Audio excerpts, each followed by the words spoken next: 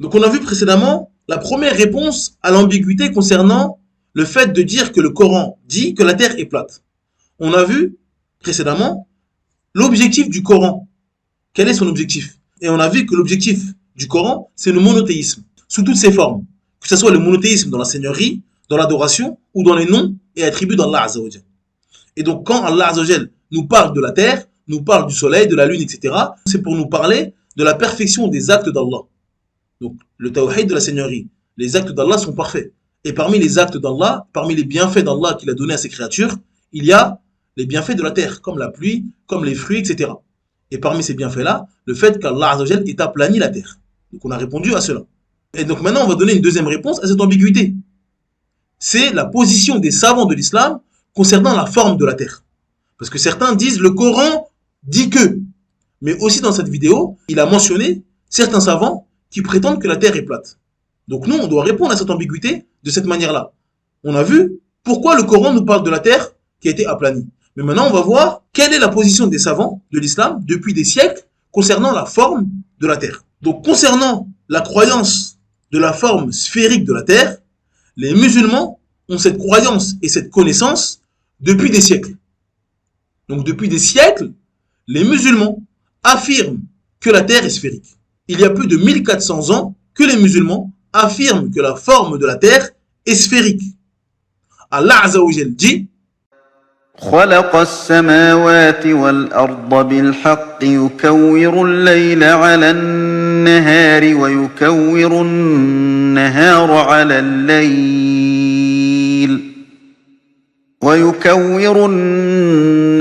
على الليل وسخر الشمس والقمر كل يجري لأجل مسمى ألا هو العزيز الغفار.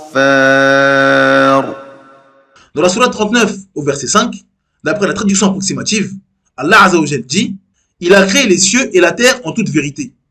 Il enroule la nuit sur le jour et enroule le jour sur la nuit. Et il a assujetti le soleil et la lune à poursuivre chacun sa course pour un terme fixé. C'est bien lui le puissant, le grand pardonneur. » Cheikh Al-Uthaymin, rahimahullah, il dit concernant ce verset « La terre est sphérique, selon les preuves du Coran, la réalité et les propos des savants. Quant à la preuve du Coran, Allah exalté soit-il dit « Il fait s'enrouler la nuit sur le jour, et il a fait s'enrouler le jour sur la nuit. » Surat Az-Zumar. Le terme enrouler, yukawwir, signifie rendre quelque chose semblable à une sphère, comme le fait d'enrouler un turban. Il est bien connu que la nuit et le jour se succèdent sur la terre, ce qui implique que la terre soit sphérique. Car si l'on enroule quelque chose sur un autre objet, et que la terre est ce sur quoi cela s'enroule, cela nécessite que la terre soit sphérique. Fin de citation. Donc le chéri dit que Allah Azza wa Jal nous dit que la nuit et le jour se succèdent, et que la nuit s'enroule sur le jour. Et la nuit, elle se déroule où? Sur la terre. Et le jour également. Et aujourd'hui, vous savez très bien qu'il y a des endroits sur la terre où il fait jour, et d'autres où il fait nuit, au même moment. Le jour et la nuit se succèdent et s'enroulent. C'est-à-dire que c'est une métaphore pour dire que sur la terre, la nuit succède au jour. Et Allah Azza wa Jal a employé le mot yukawwir, le verbe yukawwir. Et donc ce verbe yukawwir, c'est le fait d'enrouler. Et ce verbe-là, il est utilisé que pour quelque chose de sphérique. Comme le cheikh a dit, un turban. Quand vous mettez un turban autour de votre tête, forcément votre tête est sphérique. Votre tête ne peut pas être plate. Sinon, on ne va pas employer le verbe yukawwir. Donc là, le jour et la nuit s'enroulent, se succèdent. Quand il fait nuit, chez vous, dans quelques heures, il va faire jour. Et il fera nuit ailleurs. Et ça tourne autour de quoi? Autour de la terre. Et donc forcément, si Allah Azza wa Jal, le Seigneur de l'univers, emploie yukawwiru sur quelque chose, forcément, c'est que cette chose-là est sphérique. Ça, c'est la langue arabe. Toute personne qui comprend la langue arabe comprend cela. Et donc, Allah Azza wa Jal a employé cela sur la terre.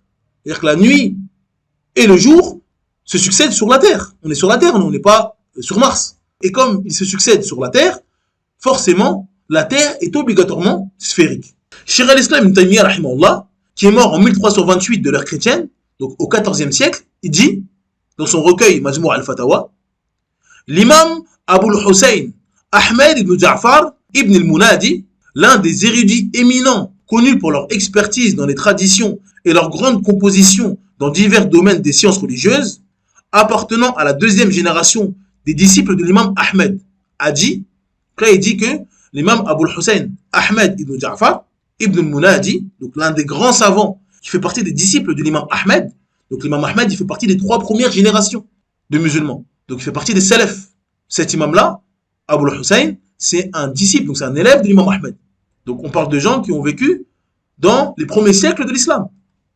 Et cet homme-là dit, il y a consensus, donc il n'y a pas de divergence, sur le fait que la Terre, avec toutes ses parties terrestres et maritimes, est aussi de forme sphérique. Ce qui le prouve, c'est que le lever et le coucher du soleil, de la lune et des étoiles ne se produisent pas simultanément pour tous ceux qui se trouvent dans les différentes régions de la Terre, mais d'abord à l'est, puis à l'ouest. Fin de citation. Donc ces textes-là nous montrent que les musulmans, depuis des siècles, c'est-à-dire à l'époque où les chrétiens de l'Église, du Vatican, etc., nous faisaient des cartes du monde avec une terre plate, avec des formes bizarres, où des chrétiens, dans des pays comme la France, l'Italie, l'Espagne, etc., brûlaient vifs. Et l'Église chrétienne brûlait vifs des gens qui prétendaient que la terre était ronde, ou que le soleil ne tournait pas autour de la terre, etc. Les musulmans, par consensus, disaient que la terre était sphérique, car le Coran nous informe de cela. Et aujourd'hui, ces gens-là viennent nous dire que le Coran prétend que la terre est plate. Et ils prennent des versets où ils sont totalement à côté de la plaque. Le Coran, dans ces versets-là, nous informe qu'Allah Azzawajal a aplani la terre à des endroits. Et il n'y a personne qui est doué de raison qui ne va pas nous dire que sur la terre, il y a des endroits qui sont plats. Vous allez dans des endroits, c'est des plateaux, des grands plateaux. Vous allez en Suisse ou dans des régions en France où à perte de vue, il y a des champs. Et ça, c'est pas plat, ça. Alors que si vous allez dans l'Himalaya, vous allez voir quand même que c'est pas plat. Vous allez voir des grandes montagnes, des chaînes de montagnes. Est-ce que ça, c'est pareil? Est-ce que l'Himalaya, est-ce que le Mont Blanc, c'est pareil que les plaines de Suisse? Non. Et donc, comment on va appeler ça? On va dire la terre, elle est comment ici? Elle est plate. C'est des plaines. Et donc ça, il y a des bienfaits dedans. Comme il y a des bienfaits dans les montagnes, il y a des bienfaits dans les plaines. Et donc Allah Azzawajal dans le Coran mentionne les montagnes et mentionne les plaines. Mais là, on n'est pas en train de nous parler de la forme dans sa globalité de la terre.